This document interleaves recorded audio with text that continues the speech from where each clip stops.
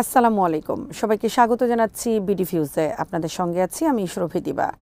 2025 সালের নভেম্বর মাসে যুক্তরাষ্ট্রে এক ঐতিহাসিক রাজনৈতিক পরিবর্তন ঘটেছে। নিউ ইয়র্ক সিটির মেয়র নির্বাচনে বিজয়ী হয়েছেন জোহরান মামদানি, একজন তরুণ মুসলিম, উগান্ডা জন্ম, স্বঘোষিত ডেমোক্রেটিক সোশ্যালিস্ট। আমেরিকার সবচেয়ে বড় শহর নিউ ইয়র্কের ইতিহাসে এটাই প্রথমবার কোনো মুসলিম নাগরিক শহরের সর্বোচ্চ প্রশাসনিক পদে আসীন হয়েছেন। এই ঘটনাটি শুধু নিউ ইয়র্কের রাজনীতি নয়, বরং পুরো আমেরিকার রাজনৈতিক সংস্কৃতি ও সামাজিক মনস্তত্ত্বে এক বিশাল পরিবর্তনের ইঙ্গিত দিচ্ছে। এই বিজয়কে অনেক বিশ্লেষক কেবল একটি স্থানীয় নির্বাচনী চমক হিসেবেই দেখছেন না, বরং এটি যুক্তরাষ্ট্রের অ্যান্টি এস্টাবলিশমেন্ট ঢেউয়ের একটি নতুন অধ্যায় হিসেবে দেখা হচ্ছে।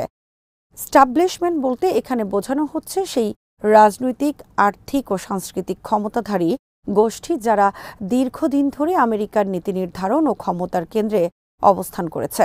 আর অ্যান্টি স্টাবলিশমেন্ট মানে হলো সেই ধারা বা জনগোষ্ঠী যারা এই পুরনো ব্যবস্থার বিরুদ্ধে বিকল্প চিন্তা, ভিন্ন নীতি ও নতুন দৃষ্টিভঙ্গি প্রতিষ্ঠা করতে চায়।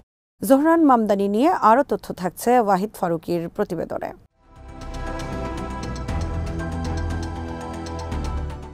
জোহরান মামদানি জন্মগ্রহণ করেন উগান্ডায়। পরবর্তীতে তার পরিবার যুক্তরাষ্ট্রে চলে আসে। তিনি কৈশোরে নিউ ইয়র্কের কুইন্স এলাকায় বেড়ে ওঠেন। মামদানি একজন অর্থনীতিবিদ ও সমাজকর্মী হিসেবে কাজ করেছেন। পরে রাজনীতিতে আসেন নিউ ইয়র্ক স্টেট অ্যাসেম্বলির সদস্য হিসেবে। তিনি নিজেকে প্রকাশ্যে পরিচয় দেন ডেমোক্রেটিক সোশ্যালিস্ট হিসেবে, অর্থাৎ গণতান্ত্রিক সমাজতন্ত্রী। তার রাজনীতির মূল ভিত্তি হল অর্থনৈতিক ন্যায়বিচার, সামাজিক সমতা এবং জনকল্যাণমূলক সেবা।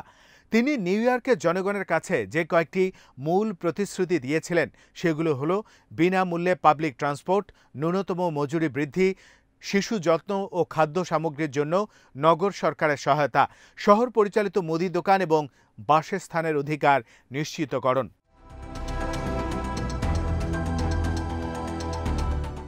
তার এই প্রতিশ্রুতিগুলো নিউ ইয়র্কের সাধারণ জনগণের মধ্যে গভীর সাড়া ফেলে। বিশেষত তরুণ প্রজন্ম ও নিম্ন আয়ের নাগরিকরা তার বার্তায় নিজেদের বাস্তব জীবনের প্রতিচ্ছবি খুঁজে পেয়েছে। আমেরিকায় অ্যান্টি এস্টাবলিশমেন্ট রাজনীতি কোনো নতুন ঘটনা নয়। এর শিকড় 2000 সালের মাঝামাঝি সময় থেকে স্পষ্ট হতে শুরু করে। প্রথম ধাক্কা আসে জর্জ ডব্লিউ বুশের প্রেসিডেন্সির সময়। ইরাক যুদ্ধ, অর্থনৈতিক বৈষম্য এবং ওয়াল স্ট্রিটের প্রভাব জনগণের মধ্যে গভীর হতাশা সৃষ্টি করে।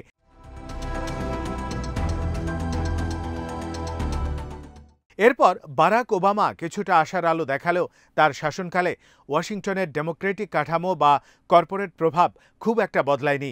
ওবামার হোপ অ্যান্ড চেঞ্জ প্রচারণা জনগণের মধ্যে আশার সঞ্চার করেছিল। কিন্তু 2016 সালে ডেমোক্রেটিক পার্টি যখন হিলারি ক্লিন্টনকে প্রার্থী করল, তখন অনেক ভোটার মনে করলেন দলটি আবারও পুরনো রাজনীতির দিকে ফিরে গেছে।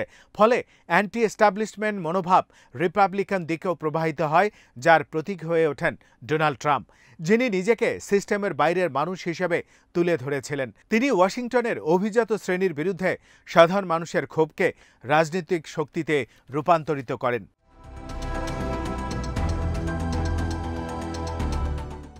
2016 সালে ট্রাম্পের জয় অনেক বিশ্লেষকের কাছে এক ধরনের অ্যান্টি এস্টাবলিশমেন্ট বিপ্লব হিসেবেই দেখা দেয়। তার জনপ্রিয়তার মূল ছিল আমেরিকা ফার্স্ট নীতি, কর হ্রাস, অভিবাসন বিরোধিতা ও রাজনীতিকদের প্রতি ঘৃণা। কিন্তু ট্রাম্পের শাসনকালে আমেরিকা আরও বিভক্ত ও মেরুকৃত হয়ে পড়ে। অর্থনৈতিক অসমতা, বর্ণবৈষম্য ও সাংস্কৃতিক বিভাজন বেড়ে যায়।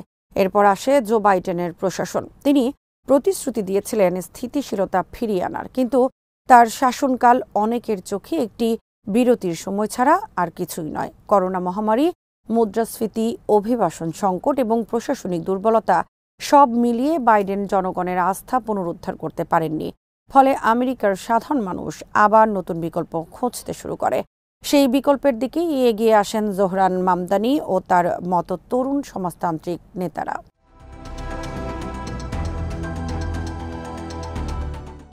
বর্তমান আমেরিকান সমাজে সবচেয়ে বড় পরিবর্তন এসেছে তরুণ প্রজন্মের মানসিকতায়। আজকের যুব সমাজ দেখছে ঘর ভাড়া ও শিক্ষা খরচ আকাশচুম্বী, চাকরির নিরাপত্তা নেই, স্বাস্থ্যসেবা অত্যন্ত ব্যয়বহুল, আর মধ্যবিত্ত জীবনের স্বপ্ন ক্রমেই দূরে সরে যাচ্ছে। তারা দেখছে তাদের পিতামাতার প্রজন্ম যে অর্থনৈতিক স্বপ্ন দেখেছিল, নিজস্ব বাড়ি, স্থায়ী চাকুরি, সঞ্চয়, তা আজও দুষ্প্রাপ্য। এই বাস্তবতা থেকেই জন্ম নিচ্ছে বিকল্প রাজনীতির চাহিদা। মামদানি সেই চাহিদার প্রতিফলন। তিনি তরুণদের ভাষায় কথা বলেন, সামাজিক যোগাযোগ মাধ্যমে সরাসরি যুক্ত হন এবং তাদের সমস্যাকে রাজনৈতিক আলোচনার কেন্দ্রে নিয়ে আসেন।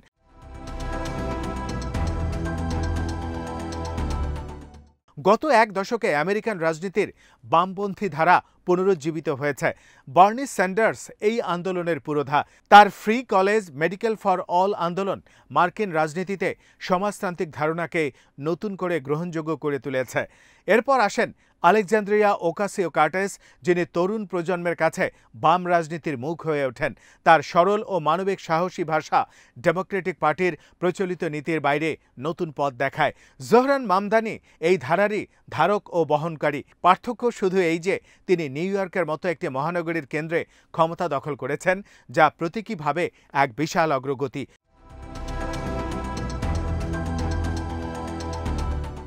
মামদানির বিজয়ের আরও একটি গুরুত্বপূর্ণ দিক হল মুসলিম পরিচয় নিয়ে নির্বাচনে জয়।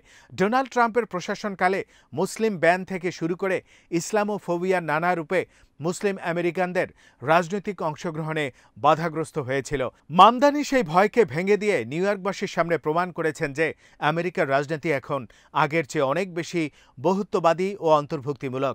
তার জয়ের পর নিউ ইয়র্কে অনেক তরুণ মুসলিম ভোটার বলেছে, আমরা অবশেষে একজন নেতাকে পেলাম যিনি আমাদের মতো দেখতে, আমাদের ভাষায় কথা বলেন আর আমাদের সমস্যাকে বোঝেন।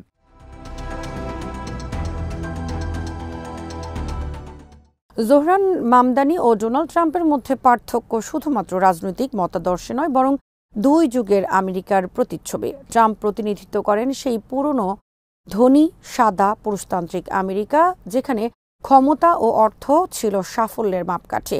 মামদানি প্রতিনিধিত্ব করেন নতুন আমেরিকার, যেখানে বৈচিত্র্য, সামাজিক ন্যায় বিচার ও সমতার আহ্বান প্রাধান্য পাচ্ছে।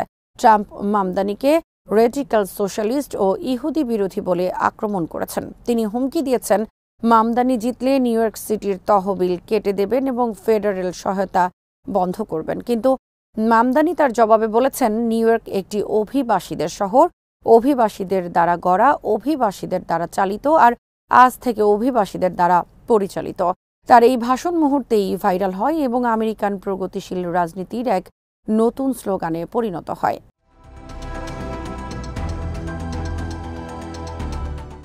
এই ধারার প্রভাব শুধু নির্বাচনে নয়, সমাজের প্রতিটি স্তরে দেখা যাচ্ছে।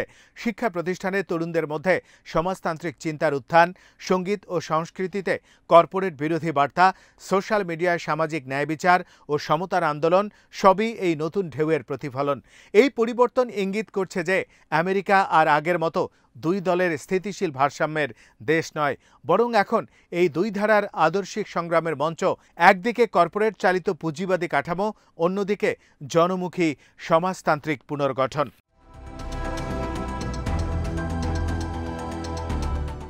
জোহরান মামদানির জন্য নিউ ইয়র্ক পরিচালনা করা সহজ হবে না। শহরটি জটিল, বহুধর্মী এবং রাজনৈতিকভাবে অত্যন্ত বিভক্ত।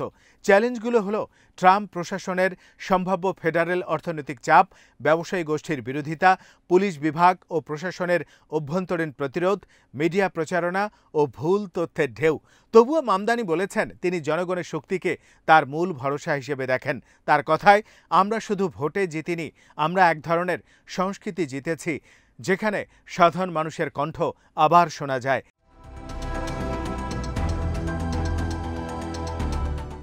জোহরান মামদানির বিজয় একক কোনো শহরের পরিবর্তন নয়, এটি আমেরিকার বৃহত্তর সামাজিক রূপান্তরের অংশ। আজ যুক্তরাষ্ট্রের রাজনীতি ক্রমশ কেন্দ্র বিমুখ হচ্ছে। পুরনো রাজনৈতিক ভারসাম্য, যেখানে ডেমোক্র্যাট ও রিপাবলিকানরা বিকল্প হিসাবে পালাবদল করত, তা আর আগের মতো কার্যকর নয়। নতুন প্রজন্ম চাইছে মূল্যবোধ নির্ভর রাজনীতি, যেখানে মানবিকতা, ন্যায় বিচার ও অর্থনৈতিক স্বচ্ছতা থাকবে। এই প্রেক্ষাপটে মামদানির জয় এক প্রতীক। আমেরিকার রাজনৈতিক কেন্দ্র আর ধরে রাখা যাচ্ছে না।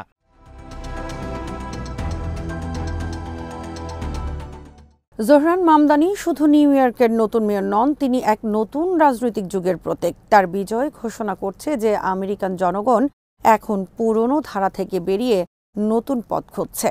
অ্যান্টি এস্টাবলিশমেন্ট মনোভাব এখন আর প্রতিবাদ নয়, এটি একটি শাসনক্ষম শক্তি। তবে এই পরিবর্তন কোথায় গিয়ে থামবে তা এখনও অনিশ্চিত।